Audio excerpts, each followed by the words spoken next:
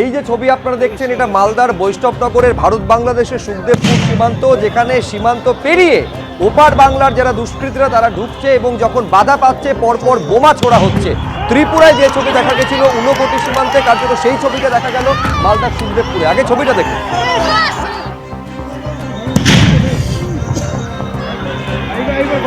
এই সেল ফেলছে ওপর থেকে।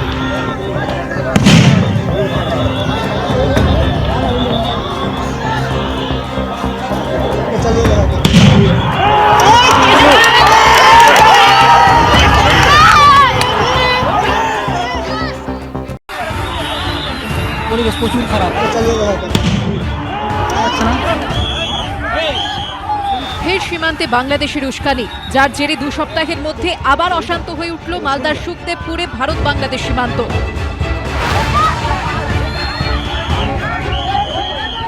ওপার থেকে এপারে উড়ে এলো ইট পাথর। দেখতে পাচ্ছেন ওদের দিক থেকে সব ইট পাথর ছুটছে ওরা। মুহুর্মুহু পড়ল বোমা। পাল্টা এদিক থেকেও ফাটানো হলো কাঁদানে গ্যাসের শেড। লাঠি হাসুয়া হাতে প্রতিরোধ করে তুলল এপারের জনতা। ওদের বিডিআর, ওদের পাবলিক বাংলাদেশের আমাদের উপরে বোম ঝাড়ে প্রায় 6-7টা বোম মেরেছে। শনিবার সকালে এভাবেই উত্তেজনা ছড়ায় মালদার ভারত বাংলাদেশ সীমান্তে। সুখদেবপুর সীমান্তের বেশ কিছুটা এলাকায় নেই কাঁটা তারের বেড়া। স্থানীয় বাসিন্দাদের অভিযোগ, এদিন সকালে বর্ডার গার্ড বাংলাদেশ বা বিজিবির মদতে ভারতীয় ভূখণ্ডে ঢুকে পড়ে কয়েক হাজার বাংলাদেশের নাগরিক। কেটে নিতে শুরু করে ভারতীয় জমিতে চাষ করা গম। এই আমাদের দেশের, আমাদের ইন্ডিয়ার গম যা বাংলাদেশিরা কাটছিল, আমরা বাধা দিতে যাওয়ায় আমাদের উপরে হামলা। বাধা দেন এপারের কৃষকরা। অনুপ্রবেশকারীদের ধাওয়া করে বিএসএফ। বিএসএফ এবং ভারতীয় নাগরিকদের তাড়াকে কার্যত বিজিবি এবং বাংলাদেশি নাগরিক তারা পিছু হটতে বাধ্য হয়, কিন্তু এখনো কিন্তু সীমান্ত এলাকা, সেই এলাকায় ব্যাপক উত্তেজনা রয়েছে। এই আমাদের এই যে এখানে আমাদের তারবাড়া নিয়ে সমস্যা, কিন্তু বাংলাদেশের বিজিবি এসে নাই অন্যায় করছে এবং আমাদের ফসল পানি যা আছে ওরা সব ঝরে দিচ্ছে। আমাদের মেশিনগুলো নিয়ে পালিয়ে যাচ্ছে, ঠিক আছে না? আমাদের যে জল দাম আছে, আমাদের গম সরষা ভুট্টা ওরা সব কেটে নিয়ে চলে যায়। বিডিআর 50 টাকা করে নিচ্ছে, এক বস্তা গম কেটে নিয়ে চলে যাচ্ছে। আবার আসছে ওর কাছে 50 টাকা নিচ্ছে আর গম কেটে নিয়ে যাচ্ছে। বিএসএফ ও গ্রামবাসীদের তাড়া খেয়ে বাংলাদেশের নাগরিকরা পিছু হটলেও বোমাবাজি ও পাথর বৃষ্টি শুরু হয় ওপার থেকে।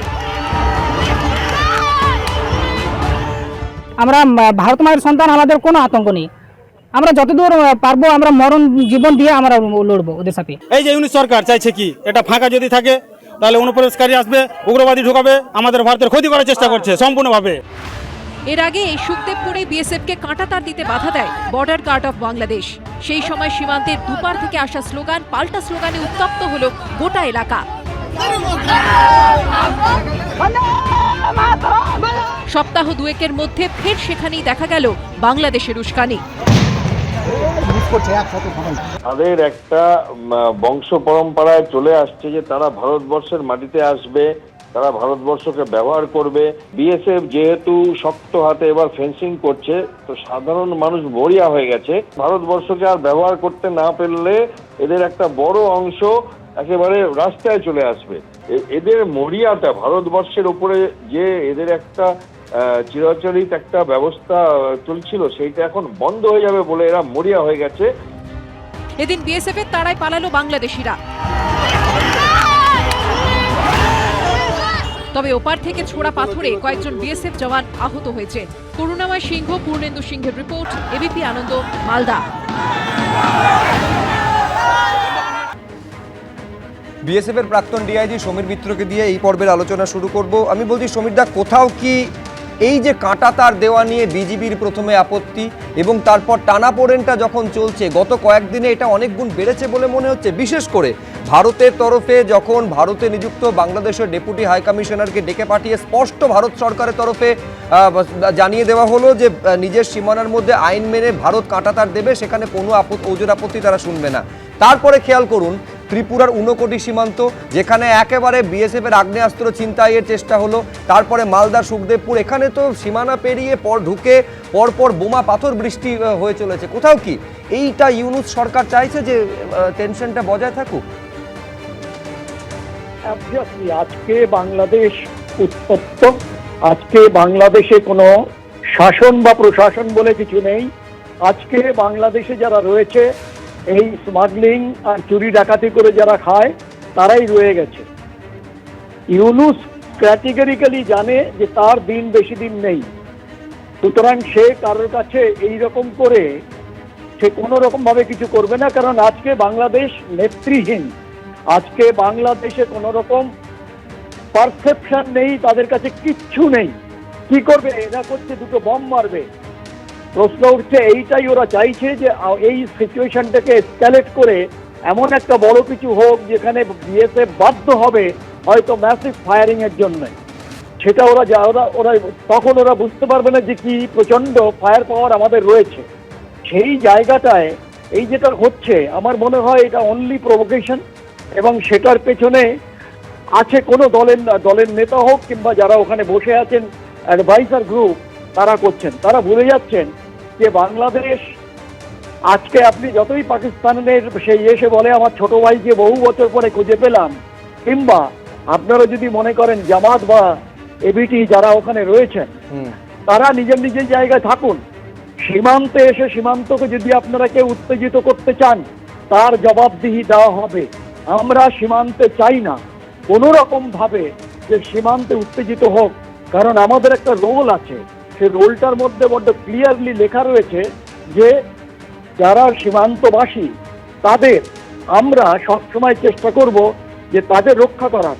এখন সেই জায়গায় কিছু গ্রাম এখনো আছে যেটা যাদের রিলোকেট করা যায়নি কাঁটাতারের বেড়ার সামনে, এবং সেই জায়গাটায় আমরা যদি ইমিডিয়েটলি চেষ্টা না করে আমরা যদি এই গ্রামগুলো যারা কাঁটাতারের ওপারে রয়েছে তাদের রিলোকেট না করি, তাহলে কিন্তু আমরা খুব মানে ওপেনলি আমাদের যে অপারেশন প্ল্যান সেটা করতে আমাদের অসুবিধা হবে। কারণ আমাদের এই কাঁটাতারের আগে বেশ কিছু ভারতবাসী বাস করছেন। এখন এই জায়গাটায় আমার একটা জিনিস আমাকে আই এম ইন্ট্রিগড, টোটালি ইন্ট্রিগড যে বাংলায় এই এত কিছু ঘটনা ঘটে যাচ্ছে। এই 59 যে বললে তুমি এই যে ত্রিপুরাতে অলরেডি বিজেপি এবং স্থানীয় লোকেরা চেষ্টা করছে ওখানে বাদ দেওয়ার জন্য, আমার কাছে খবর এসছে সেটা আমি আমার প্রশ্ন হচ্ছে যে আমাদের সেন্টার এখনো কেন নিস্তব্ধ রয়েছেন? যে অফিসিয়েটিং হাই কমিশনারকে ডেকেছিলেন ওখানে তিনি শুনে চলে এসছেন। আমার প্রশ্ন হচ্ছে যে দিল্লি কবে বলবে যে যাও করো কিছু করো? এখন এই যে জায়গাটা সেই দিল্লি কেন এখনো চুপচাপ রয়েছেন আমি জানি না। আমরা দিল্লির মুখের দিকে তাকিয়ে আছি যাতে করে এটা যেন আর এসক্যালেট না করে। Either at the foreign minister নিঃসন্দেহে আমি এই প্রশ্ন অবশ্যই অত্যন্ত সঙ্গত প্রশ্ন, যেখানে বাঁধ দেওয়ার পর্যন্ত চেষ্টা হচ্ছে, এমনকি বাঁধের ওপর রাস্তা পর্যন্ত তৈরি করা হচ্ছে। সেখানে সমীর মিত্র প্রশ্ন করছেন যে কড়া বার্তা একেবারে কেন্দ্র সরকার ভারত সরকারের তরফে যেটা হওয়াটা উচিত ছিল সেটা দৃশ্যমান হচ্ছে না কেন? কিন্তু আমি এই বিষয়ে আসার আগে ছবিটা আরেকবার দর্শকদের দেখাতে চাইবো। আজকে মালদার এই বৈষ্ণবনগর সীমান্তে ভয়ঙ্কর ছবি ধরা পড়েছে, আরেকবার দেখুন। সেল ফেলছে এবার।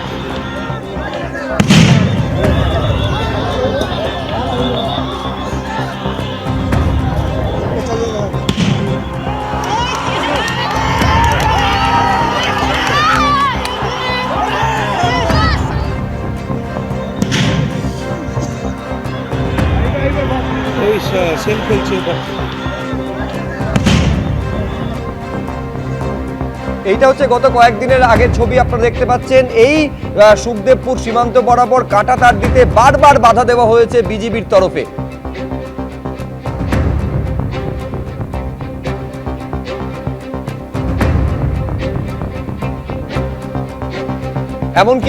এমনকি যারা কাঁটাতার দিচ্ছেন, অর্থাৎ যে ভারতীয় শ্রমিকরা কাঁটাতার দিচ্ছেন তাদেরকে হুমকির মুখে পর্যন্ত পড়তে হয়েছিল।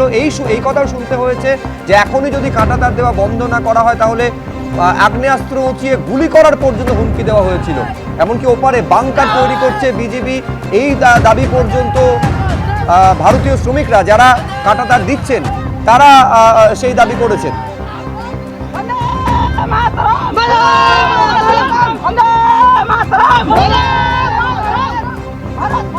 এরই পাশাপাশি আমি আপনাদের ত্রিপুরার ছবিও দেখাতে চাইবো। এটা হচ্ছে 59 সীমান্তের ছবি। দুষ্কৃতীরা কিভাবে বিএসএফ এর আগ্নেয়াস্ত্র কেড়ে নেওয়ার চেষ্টা করেছে সেই ছবি দেখুন।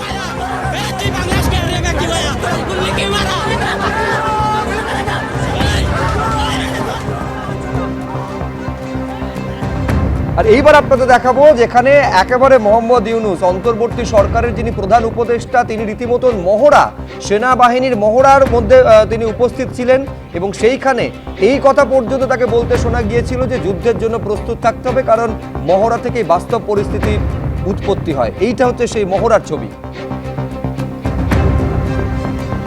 এই মহড়াতেই কিন্তু মহড়ার পর মোহাম্মদ ইউনূস তিনি বলেছিলেন একেবারে যুদ্ধের জন্য প্রস্তুত হতে হবে, যে কোনো সময় দেশের জন্য যুদ্ধে ঝাঁপিয়ে পর্যন্ত হতে হবে বাংলাদেশি নাগরিকদের। আমি এইখানে দেখাতে চাইবো সেদিন কি বলেছিলেন মোহাম্মদ ইউনূস।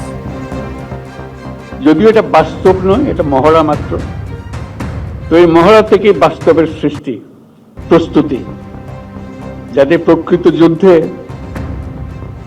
আমরা সফলভাবে বিজয়ী হয়ে আসতে পারি।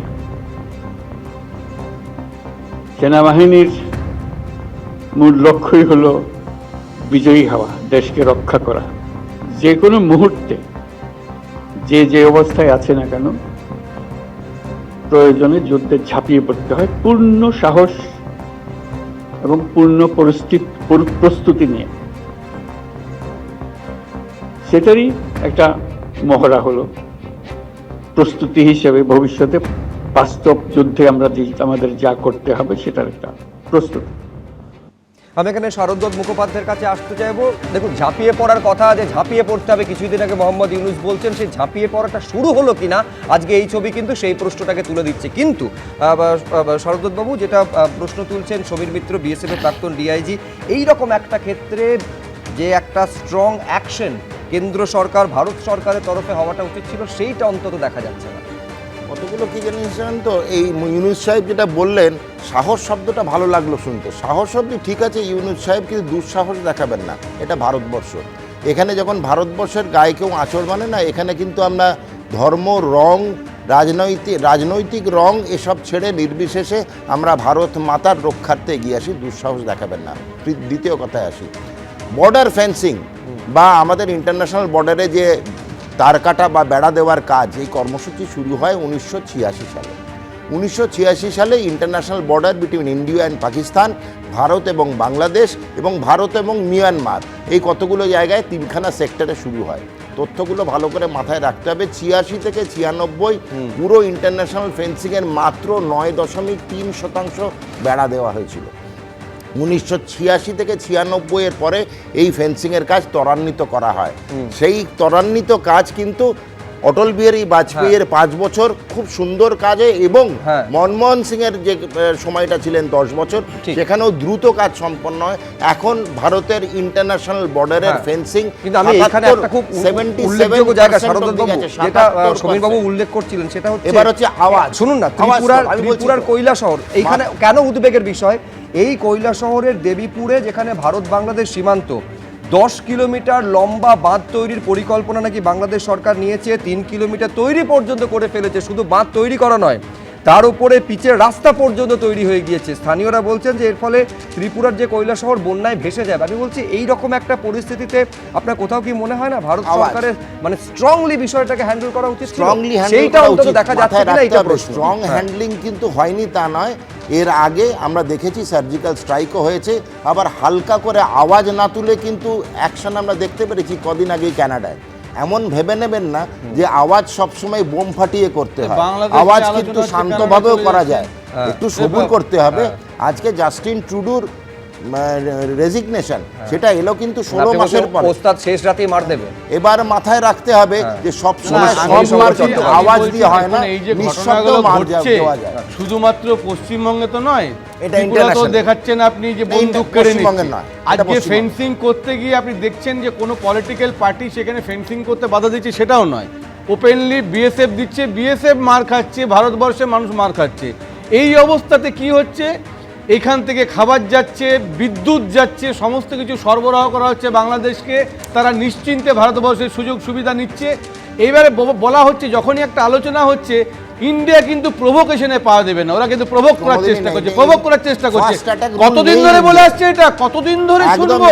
মাছ ধরতে যাচ্ছে তারা, মৃত্যু চলে আসছে, মরে ফিরে আসছে ওখানে।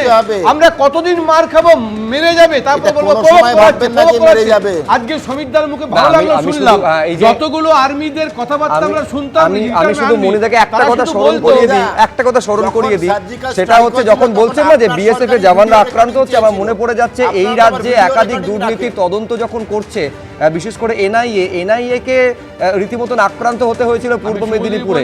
আচ্ছা, সন্দেশখালীতে এইদিকে আক্রান্ত হতে হয়েছিল, মার খেয়ে রক্তাক্ত হতে হয়েছিল। আমি বলছি এটাও কিন্তু এই রাজ্যে আমাদের দেখতে হয়েছে। নিঃসন্দেহে আপনার প্রশ্ন একদম, আমি সম্পূর্ণ আপনার সঙ্গে একমত। ন্যাশনাল সিকিউরিটি প্রশ্ন, কিন্তু ভারতের যেখানে নিরাপত্তা বিঘ্নিত হচ্ছে, সেই প্রশ্নে এতটা অলস, এতটা ইজি ভাবে নিয়ে নিচ্ছে। আজকে বাধ্য হচ্ছে, এতদিন ধরে সমীরদার মতো মানুষরা বলতেন যে বাংলাদেশ এমন একটা দেশ, আমরা 1 ঘন্টা 2 ঘন্টায় উড়িয়ে দিতে পারি, ও কদিন পরে খেতে পাবে না। আরে খেতে পাবে না, কতদিন হয়ে গেল, ওরা কি বলছে ভারতের কাছে? কিন্তু আমি বলছি সেখানে পাশাপাশি একটা ছোট্ট বিরতিতে যাব। এই প্রশ্নটা সঙ্গত কারণে উঠবে, যেখানে বারে বারে আমাদের এই রাজ্যের সীমান্ত দিয়ে ইনফিল্ট্রেশন হয়ে চলেছে, যেখানে বিএসএফ আক্রান্ত হচ্ছে। এই রাজ্য থেকে, এই মাটি থেকে যে ঝাঁঝের সঙ্গে প্রতিবাদটা হওয়া উচিত ছিল, সেই প্রতিবাদ কি আপনারা সবাই দেখতে পাচ্ছি? শিয়ালদা স্টেশনে 2 নাবালিকা সহ 3 রোহিঙ্গা পাকড়াও। ধৃতরা মায়ানমারের বাসিন্দা বলে পুলিশ সূত্রে খবর পাওয়া যাচ্ছে। এদের কাছে বৈধ নথি পাওয়া যায়নি বলে পুলিশ সূত্রে জানা যাচ্ছে। অন্যদিকে আবার জলপাইগুড়িতে 7 জন বাংলাদেশিকে গ্রেফতার করেছে পুলিশ। ত্রিপুরায় আবার 10 জন রোহিঙ্গাকে গ্রেফতার করা হয়েছে। আমি এইখানে একবার দেখাতে চাইবো বা বিরোধী দলনেতা শুভেন্দু অধিকারী তিনি কি বলছেন। আজকে 2 নাবালিকা পাচার হচ্ছিল, সেই সময় দেখা যায় শিয়ালদা স্টেশনে নাবালিকারাও রোহিঙ্গা, দালালও রোহিঙ্গা দালাল, রোহিঙ্গা নাবালিকা পাচার। সাপ্লাই লাইন, মমতা ব্যানার্জি গোটা ভারতে রোহিঙ্গা সাপ্লাই করে, গোটা ভারতবর্ষে রোহিঙ্গা সাপ্লাই করে। রোহিঙ্গা সাপ্লাই করে এরকম যদি কথা বলে, এর উত্তরটা আমি কি দেবো? আসামে, ত্রিপুরায় কোথায় তো রোহিঙ্গা ধরছে। তাহলে প্রবলেমটা হচ্ছে যে বর্ডার থেকে যারা আসছে, তাহলে তারা পশ্চিমবঙ্গে ঢুকিয়ে দিচ্ছে। আমি একটা জিনিস খুব ভালোভাবে বুঝতে পারছি, জানেন তো, পশ্চিমবঙ্গে যা কিছু ঘটুক, কেন্দ্রীয় সরকার কোনোভাবে ইন্টারফেয়ার করবে না। কারণ আমরা যত বেশি নিয়ে আসছে মাননীয় মুখ্যমন্ত্রী, এটা আমরা যত বেশি ডিস্টার্বের মধ্যে থাকি, তত বেশি কেন্দ্রীয় সরকারের আনন্দ। দেখবেন অন্যান্য স্টেটগুলোতে এরকম যদি ঘটনা ঘটলে একটা প্রম্পট অ্যাকশন হয়। ওয়েস্ট বেঙ্গল ওরা কিছু করবে না, রোহিঙ্গা ঢুকুক, জামাত ঢুকুক, জঙ্গি ঢুকুক, ফেন্সিং দিতে না পারুক। আজকে যে লোকগুলো আহত হয়েছে, ইমিডিয়েট তো বিএসএফ এর ওখানটাতে প্রচুর বিএসএফ এর জনকে মোতায়েন করা উচিত ছিল। কালকে তো অনেক কিছু ঘটনা ঘটে যেতে পারে। কি স্টেপস নিচ্ছে? আমরা শুধু দেখছি গম খেতে কয়েকটা লোক আছে। সারা পশ্চিমবঙ্গে রোহিঙ্গাতে ভরিয়ে দেওয়ার দায়িত্ব নিয়েছেন মাননীয় মুখ্যমন্ত্রী মমতা বন্দ্যোপাধ্যায়। সাপ্লাইটা বিএসএফ দেবে বলে দিলাম, সেন্ট্রাল গভর্নমেন্ট দেবে। লিগ্যাল ওয়েতে ঢোকানো হয়। লিগ্যাল ওয়েতে কি ঢোকানো আপনি দেখেন? বাংলাদেশ থেকে যে সব রোহিঙ্গারা ভারতবর্ষে এবং পশ্চিমবঙ্গে আসেন, সেখানে আসার পরে তাদের আসে কি করে বলুন? আসার পরে কার্ড, আসার পরেরটা বলবেন, আসার পরেরটা পরে বলবেন। পরেরটা বলা যাবে না। আমি বলছি এই কারণে পরেরটা বলা যাবে না যে এখানে অতি সহজে তারা জাল আধার কার্ড কি করে পাচ্ছে, জাল ভোটার কার্ড পাচ্ছে, এবং তার থেকে অরিজিনাল পাসপোর্ট কি করে বানাচ্ছে, কারুর পুলিশের নেটওয়ার্কের মধ্যে থাকছে না। এই প্রশ্নটা করা যাবে না মনিরা। হ্যাঁ, এটা মানতে হবে। যদি জাল রেশন কার্ড আর জাল আধার কার্ড করতে না পারে, তাহলে পরের অ্যাক্সেসটা আসছে না। তাহলে প্রথমটা যদি আটকানোটা আমাদের, আমি বলছি এইখানে যৌথ দায়িত্ব হওয়া উচিত কেন্দ্র এবং রাজ্যের এই রকম একটা পরিস্থিতিতে। তার কারণ একটা বিষয়ের সঙ্গে আমি সম্পূর্ণ একমত যে ন্যাশনাল ইন্টারেস্ট, জাতীয় স্বার্থ, জাতীয় সুরক্ষার প্রশ্ন সবার উপরে। আপাতত আলোচনা এই পর্যন্ত।